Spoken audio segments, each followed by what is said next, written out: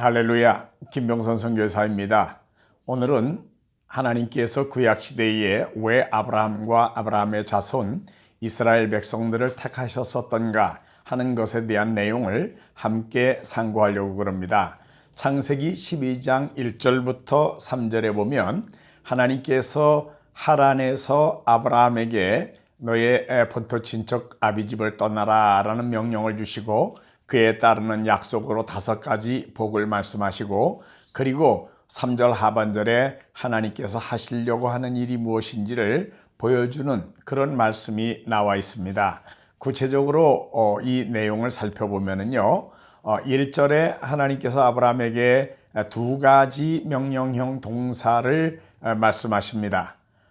여호와께서 아브라함에게 이르시되 너는 너의 고향과 친척과 아버지의 집을 떠나 내가 네게 보여줄 땅으로 가라.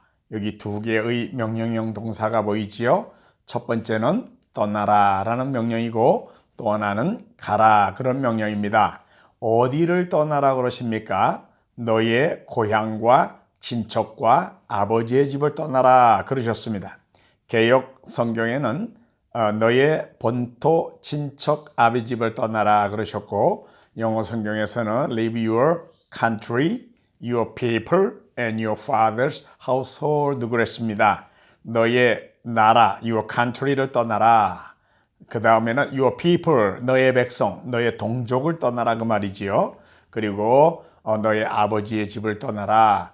보호장막, 가족의 보호장막을 떠나서 하나님께서 가라는 곳으로 가라 그런 말씀이지요. 그 다음에 가라 그러셨는데 어디로 가라 그러셨습니까? 내가 가고 싶은 데로 가라 그 말씀인가요? 아닙니다. 여기 또 내가 내게 이미 지시한 곳으로 가라 그런 것도 아니지요. 뭐라고 그러셨어요? 내가 내게 보여줄 땅으로 가라. 앞으로 하나님께서 계속해서 길을 인도하실 텐데 그 하나님께서 인도하시는 곳으로 가라는 것입니다. 그러니까 어디로 가야 할 것인가를 결정하는 그 결정권이 하나님에게 있는 것이고 아브라함은 순종하기만 하면 되는 것입니다. 요 아브라함에게 주셨던 떠나라 가라라는 이 말씀은 너의 본토 친척 아비집을 떠나라 그리고 내가 네게 보여줄 땅으로 가라는 이 말씀은 오늘날도 선교사님들에게 주시는 똑같은 명령입니다. 오늘날도 선교사가 되려는 사람들은 이 명령에 순종해 가야만 선교사가 될 수 있다는 거 우리가 알 수 있습니다. 다음 기회에 이 내용에 어떤 내용들이 포함되는지에 대한 것을 다시 한번 상고할 기회가 있을 것입니다. 자, 하나님께서 이렇게 떠나라 가라 이런 명령을 주시고 그 다음에 약속의 말씀으로 아브라함이 그 명령에 순종할 때에 5가지 아브라함에게 하나님이 복을 주실 것을 약속하셨습니다. 2절에 보면 그 첫째가 내가 너로 큰 민족을 이루게 해주겠다. 두 번째는 내게 복을 주겠다. 셋째는 내 이름을 창대하게 만들어 줄게. 그 다음에 네 번째는 너는 복이 되게 해줄게.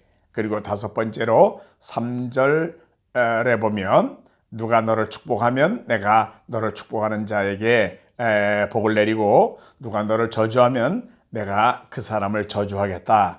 하나님께서 그저 아브라함 축복하는 사람에게는 복을 내리고 아브라함 저주하는 사람에게는 저주를 하겠다. 이런 말씀으로 이렇게 5가지 약속을 아브라함에게 주셨습니다.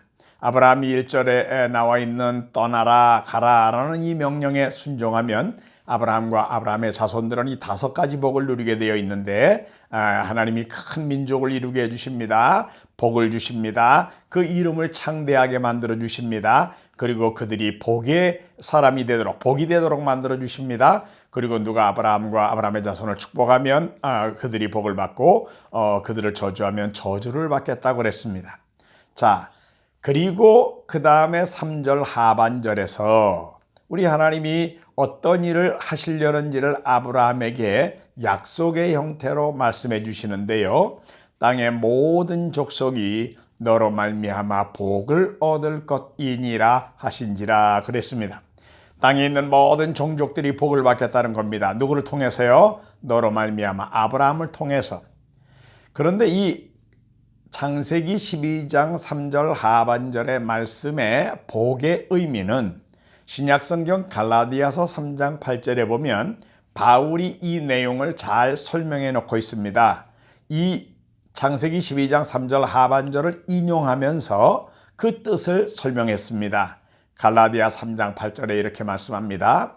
또 하나님이 이방을 믿음으로 말미암아 의로 정하실 것을 성경이 미리 알고 먼저 아브라함에게 복음을 전하되 모든 이방인이 너로 말미암아 복을 받으리라 하였느니라. 모든 이방인이 너로 말미암아 복을 받으리라. 이 말씀이 바로 창세기 12장 3절 하반절에 땅의 모든 족속이 너로 말미암아 복을 얻을 것이니라 라고 하신 바로 그 말씀이지요.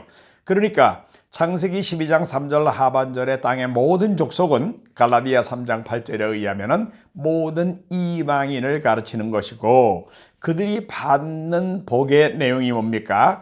갈라디아 3장 8절 앞부분에서 설명합니다. 하나님이 이방을 믿음으로 말미암아 의로 정하실 것. 이방 사람이지만 하나님을 믿으면 그 사람에게 그 믿음을 의로 정하신다는 거지요.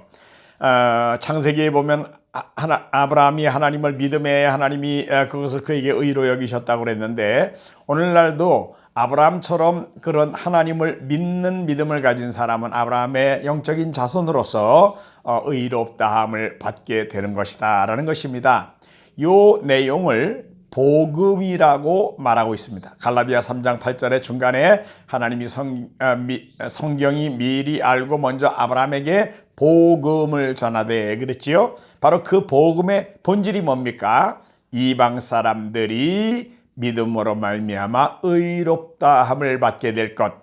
한마디로 로마서 전체의 중심 주제가 바로 그것인데, 열방을 위한 이신득의, 이방 사람들도 믿음으로 말미암아 의롭다함을 받는다라는 것이 바로 로마서 전체의 중심 주제인데, 사실은 이것은 성경 전체가 보여주는 복의 중심 내용이고, 그 내용이 바로 갈라디아 3장 8절에 의하면 복음이다라고 말하고 있는 것입니다. 이렇게 하나님께서는 아브라함을 처음 불러가지고 아브라함에게 너의 본토 친척 아비 집 떠나라, 그리고 내가 네게 지시할 땅으로 가라, 그러면 내가 그저 너를 큰 민족 이르게 해줄게, 네게 복을 줄게, 내 이름을 창대하게 만들어 줄게, 내가 복이 되게 해줄게, 그리고 누가 너를 축복하면 내가 그 사람에게 복을 내리고 너를 저주하는 사람은 저주할게라고 말씀하신 다음에 하나님이 이렇게 아브라함에게 명령과 그 명령에 따르는 복을 약속하시고는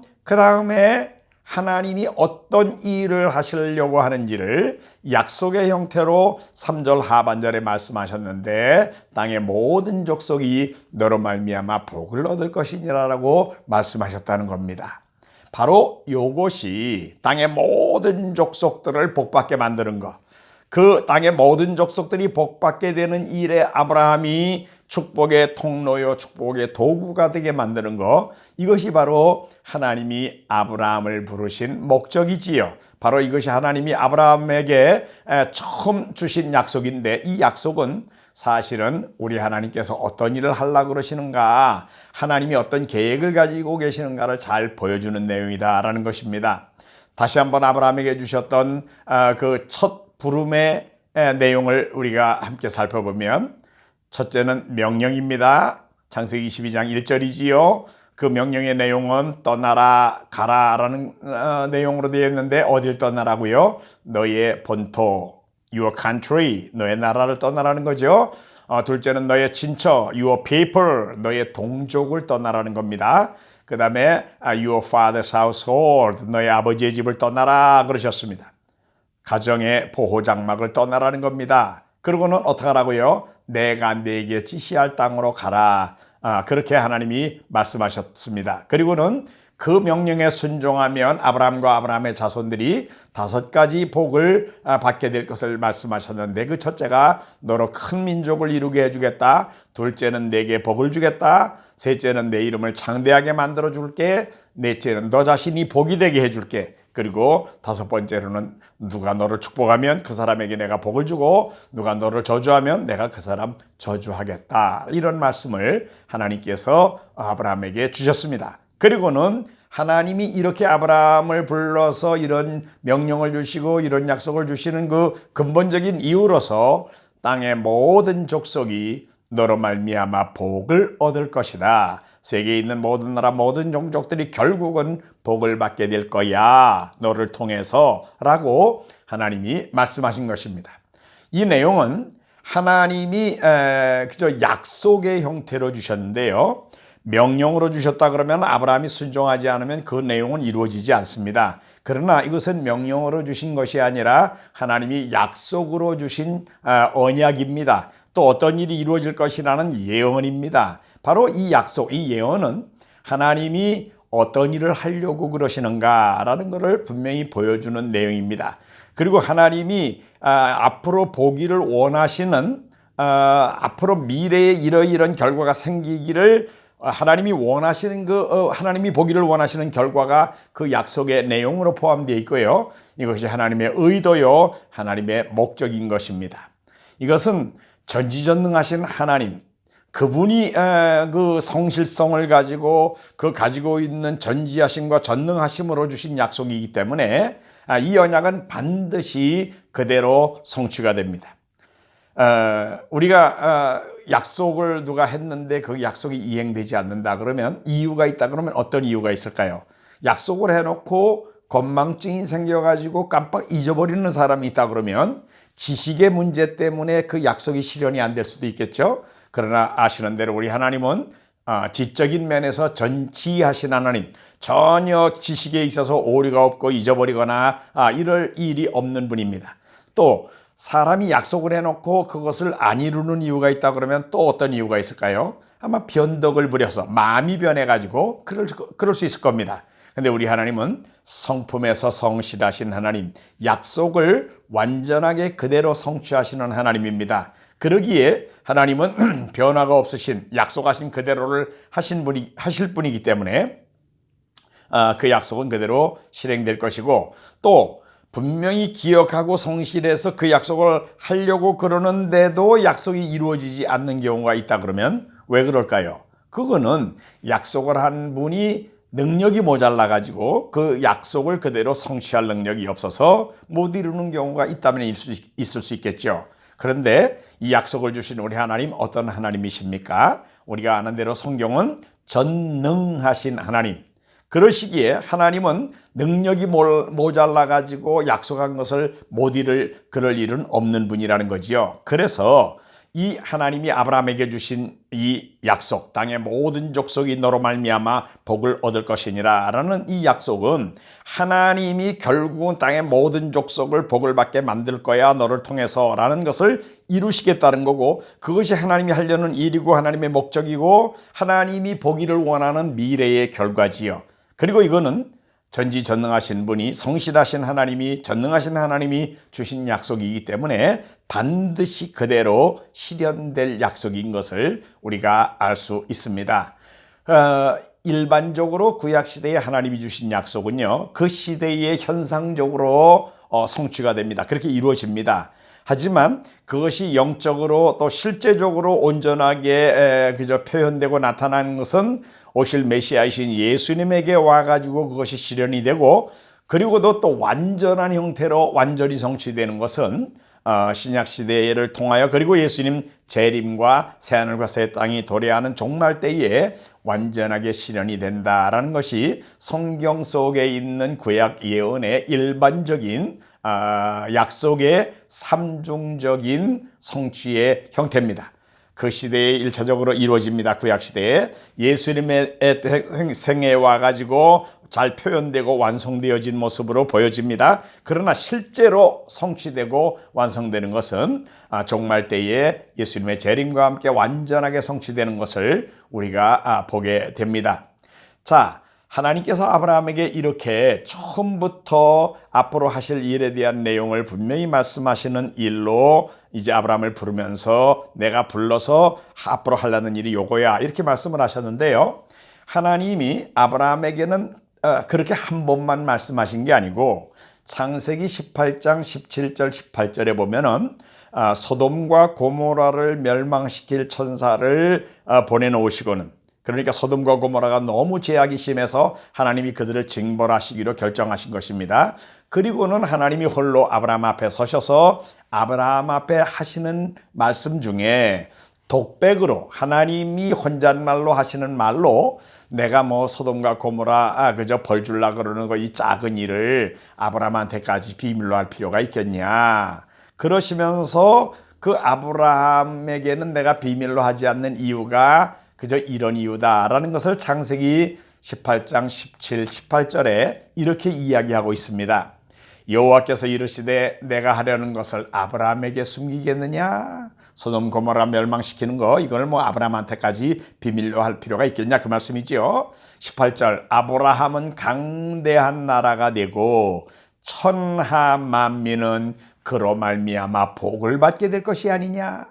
지금 하나님이 아브라함을 향하여 어떤 계획을 가지고 계시는가를 이 하나님의 독백 형태로 하시는 말씀 속에서 우리가 발견할 수 있죠. 아브라함은 앞으로 강대한 나라로 성장할 사람입니다. 그리고 천하 만민, all nations on earth, 이 지구상에 살고 있는 모든 나라 사람을 가르치죠. 천하 만민은 그로 말미암아 복을 받게 될 것이 아니냐. 하나님이 아브라함을 통해서 천하 만민을 복 주려고 결정하셨다라는 것을 우리가 이 하나님의 독백 형태의 말씀 속에서도 또 발견할 수 있습니다. 그 후에 하나님께서 모리아에 있는 한 산에서 아브라함에게 내 아들 내 독자 이삭을 제물로 바쳐라 그러셨던 때가 있었는데요.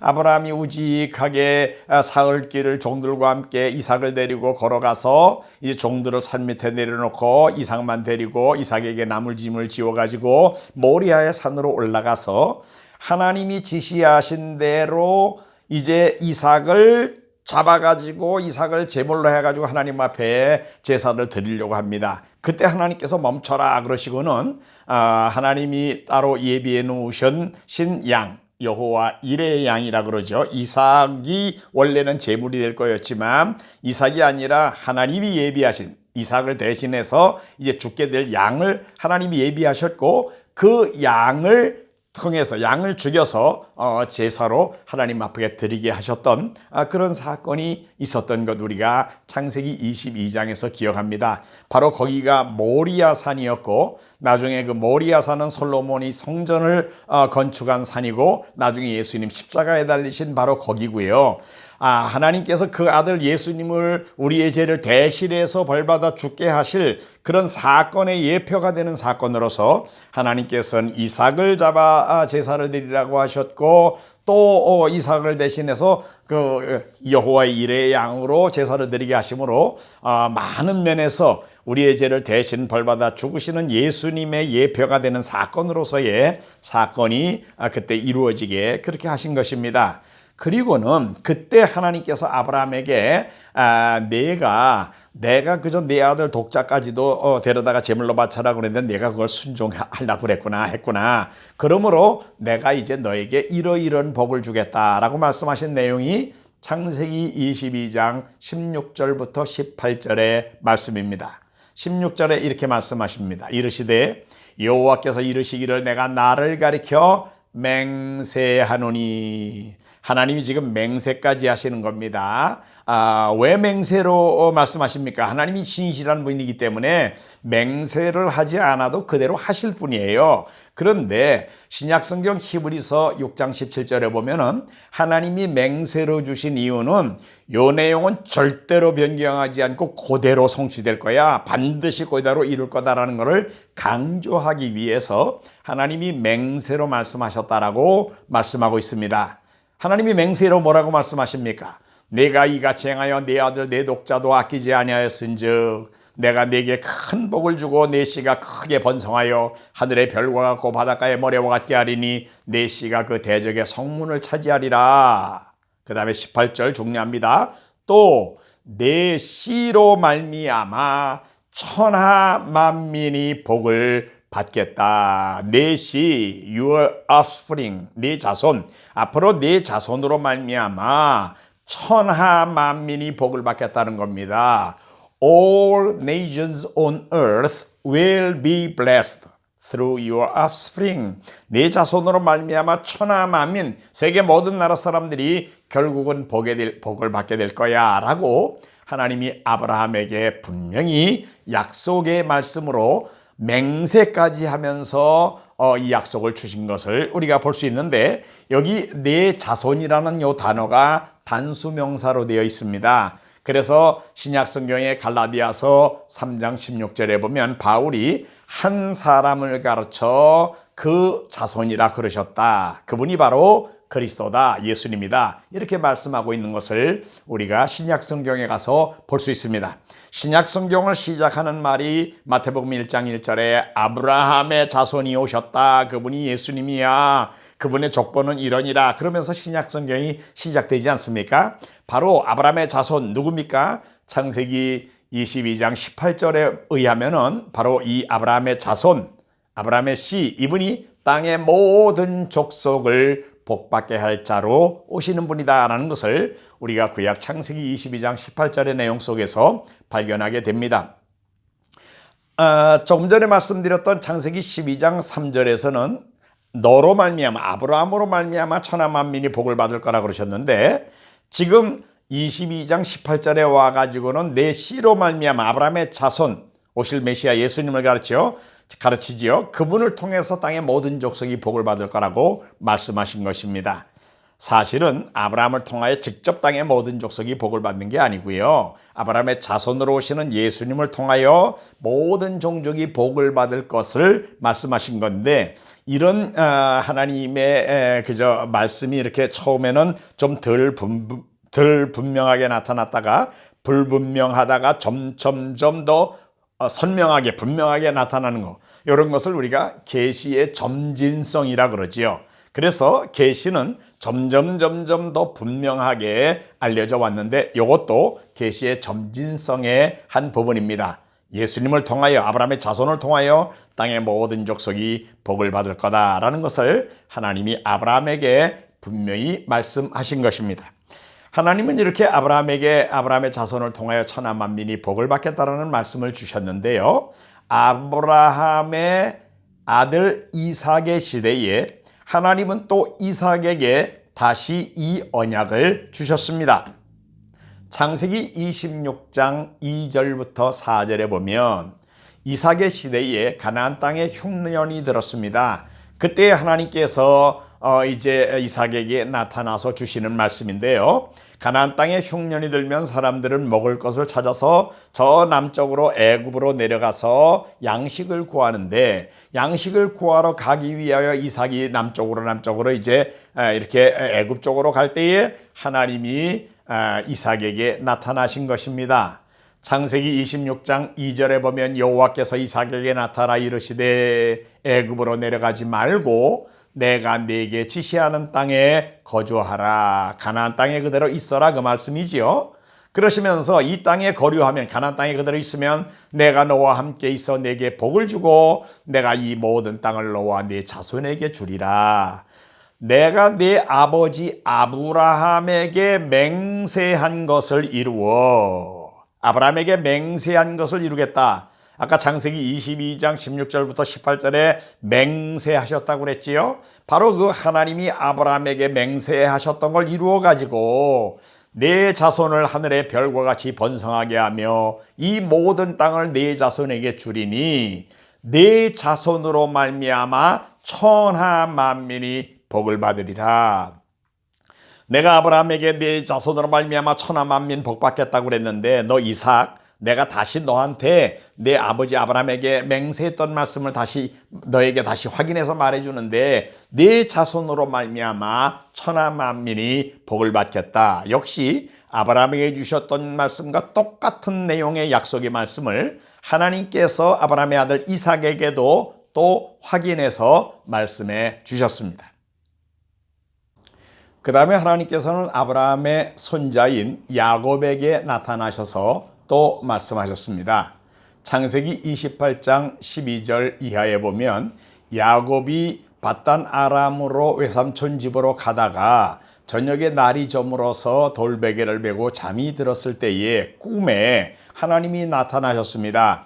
그리고 꿈속에 사닥다리가 하나가 그저 야곱이 누워있는 곳에서 하나님 계신 곳까지 쭉 세워진 것을 보고 거기 위에 하나님께서 하시는 말씀을 야곱이 듣게 되는데요.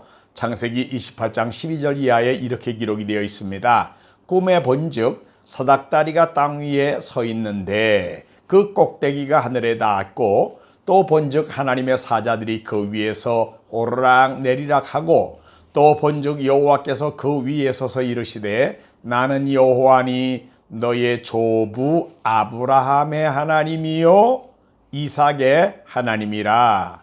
지금 꿈에 나타나신 하나님이 야곱에게 나는 너의 할아버지 아브라함의 하나님이다. 내가 너의 할아버지에게 말했던 하나님이 바로 나야. 그리고 너의 아버지 이삭의 하나님이다. 그러십니다. 바로 그 아브라함에게 언약을 주셨던 하나님, 그 언약을 이삭에게 다시 약속에 말씀하셨던 하나님이 이제 야곱에게 또 말씀하신다 그 말씀이지요. 계속해서 내가 누워있는 땅을 내가 너와 내 자손에게 주리니 14절에 내 자손이 땅의 티끌같이 되어 네가 서쪽과 동쪽과 북쪽과 남쪽으로 퍼져나갈지며 땅의 모든 족속이 너와 내 자손으로 말미암아 복을 받으리라.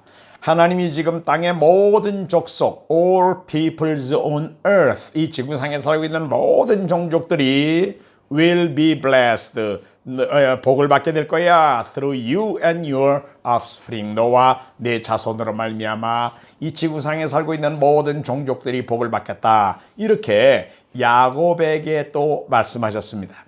자, 우리가 이제 쭉 아브라함에게, 이삭에게, 야곱에게 반복해서 주신 말씀을 다시 한번 생각해 보면 하나님이 아브라함에게 창세기 12장 1절부터 3절에 명령을 주시고 그 명령에 따르는 복을 주시고는 땅의 모든 족속이 너로 말미암아 복을 받을 거야. 이렇게 말씀을 주셨다라고 말씀을 드렸고요.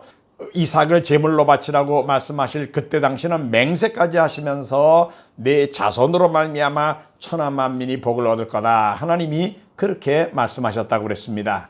그 하나님이 이삭에게 나타나가지고 또 이삭에게도 역시 똑같은 약속을 내가 너의 아버지 아브라함에게 맹세한 것을 이루어가지고 이제 내가 너한테 또 말하는데 네 자손으로 말미암아 천하 만민이 복을 받겠다. 이렇게 말씀을 하셨고요. 그 다음에는 이삭의 아들 야곱에게 나타나가지고 그저 너와 내 자손으로 말미암아 땅의 모든 족속이 복을 받게 될 거야. 이렇게 말씀을 하셨다는 거죠. 이것을 하나님이 말씀으로 주셨기 때문에 이거를 말로 준 약속이라서 언약이라 그러는데요. 이 언약은 약속은 두 당사자가 있기 마련입니다. 하나님과 아브라함 사이의 약속이었습니다. 언약이었습니다. 언약의 당사자가 하나님과 아브라함이었습니다. 그런데 그 똑같은 내용을 하나님이 또 이삭에게 또 말씀하셨어요. 이번에는 언약의 당사자가 하나님과 이삭입니다. 그 다음에 또 야곱에게 또 말씀하셨어요. 하나님과 야곱 사이의 언약입니다.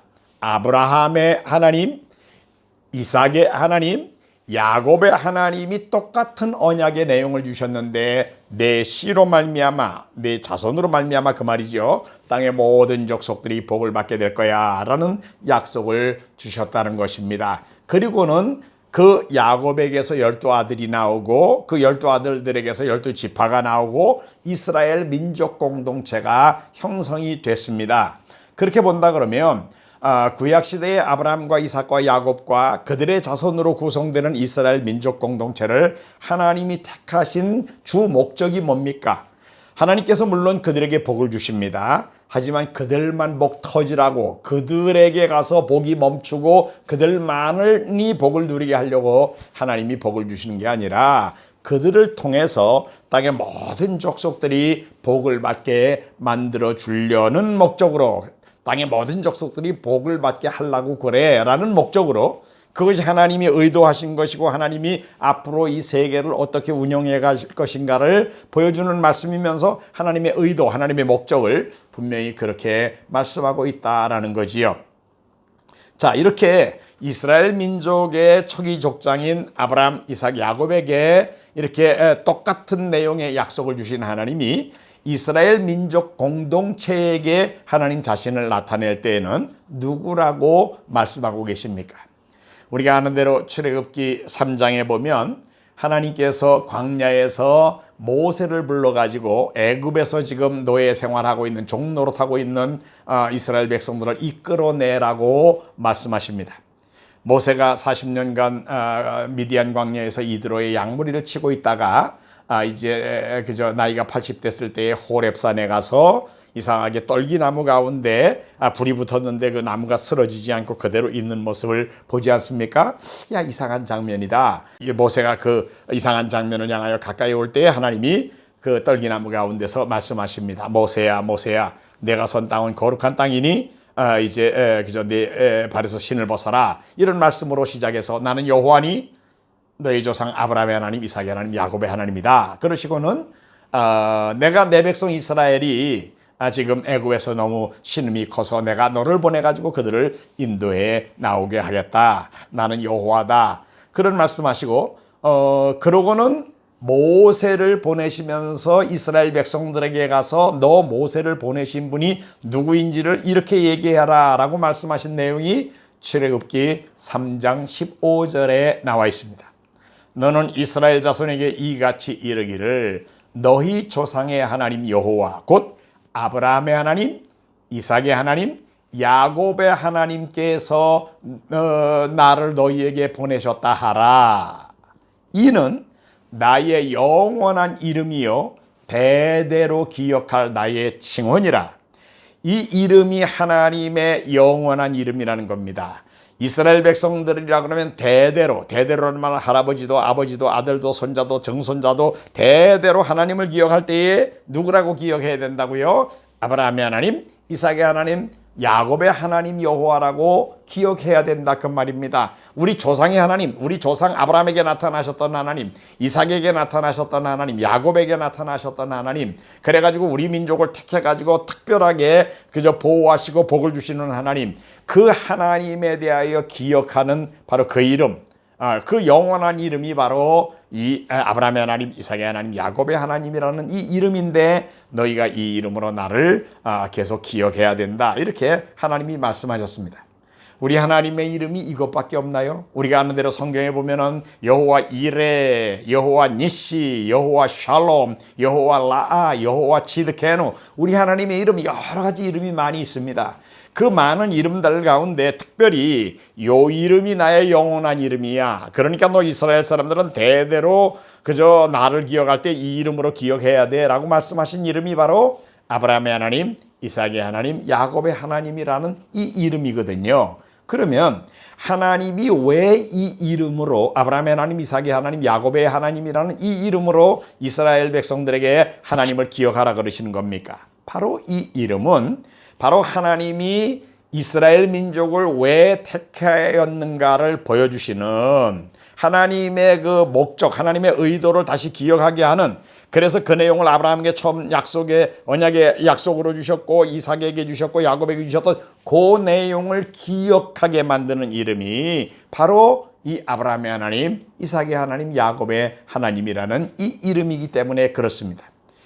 사실 어떤 민족에게는요, 그 민족에게 특별히 의미를 갖는 어떤 이름이 있습니다. 역사 속에서 사람들이 갖는 이름이죠. 예를 들면 우리 한국 사람들 경우에는 이순신 장군 그러면은 그저 보통은 요즘 우리가 쓰는 용어로 장군이라 그러면 대령으로 있다가 이제 진급해가지고 별 하나 달면 준장이 되면 그때부터 준장, 소장, 중장, 대장, 장군이라고 이제 부르지요. 그런데 그러니까 이순신 장군, 별다른 사람인데 군대의 지휘관인데 그 이름이 이순신이래. 그 정도입니까? 아니잖아요. 우리 한국 사람들에게는 이순신 장군 그러면은 역사 속에서 임진왜란을 기억하게 되어 있습니다.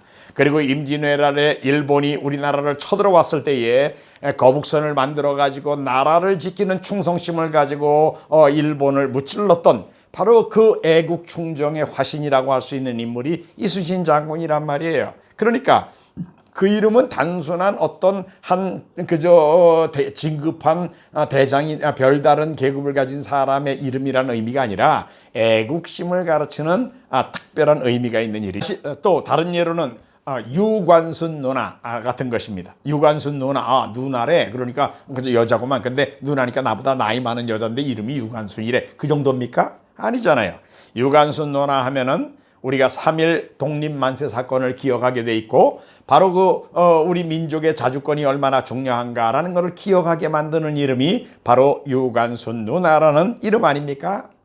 마찬가지로 이스라엘 백성들에게 아브라함의 하나님, 이삭의 하나님, 야곱의 하나님이라는 이 이름은 단순한 이름이 아니라 우리 조상 아브라함에게 나타나서 땅의 모든 족속을 복받게 하는 그런 일을 내가 너를 통하여 하겠다. 네 자손을 통하여 그 일이 이루어질 거야 라고 말씀하셨던 하나님, 그 약속을 또 이삭 할아버지에게 나타나 가지고 내 자손으로 말미암아 천하 만민이 복을 받을 거야라고 말씀하셨던 그 하나님, 그리고 야곱 할아버지에게 또 나타나 가지고 너와 내 자손으로 말미암아 땅의 모든 족속이 복을 얻게 하리라고 말씀하셨던 하나님, 바로 그 하나님의 이름이 바로 이 아브라함의 하나님, 이삭의 하나님, 야곱의 하나님이라는 이름이라는 거지요.